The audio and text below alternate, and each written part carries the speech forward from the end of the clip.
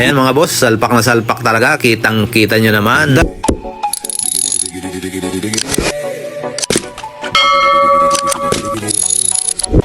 Ito mga boss, para sa gustong maglagay ng 6 o 6 speed sa Barako 175, ito yung transmission niya. At ito mga boss, 6 na yung gear niya. 1, 2, 3, 4, 5, 6. Yung mga mekaniko nga pala dyan na gustong mag-convert sa Barako 175, gawin nilang 6 speed. Ito ang gawin nyo mga boss. Parehong-pareho lang talaga yan ng Barako 175. Ang pinagkaiba lang nito, 6 speed. Ito mga boss, hindi pa nalinis yung crankcase niya, pero papakita ko lang sa inyo na salpak talaga yan dyan. Ayan mga boss, nakalagay na yung ating transmission gear. Yan, sinalpak na rin yung shifting drum at kasunod na itong shifting fork. 3 nga pala yan mga boss. Dahil 6 speed nga yan mga boss, kaya 3 na yung ating shifting fork. Na kung ikukumpara mo doon sa stock ng Barako, 2 lang yung shifting fork niya kasi 4 speed lang siya. At ito na mga boss, nilalagay na yung isang shifting fork. At ito naman yung pangalawa, ilalagay na rin. Ito na rin yung pangatlo. Ayan mga boss, 3 talaga dahil 6 speed.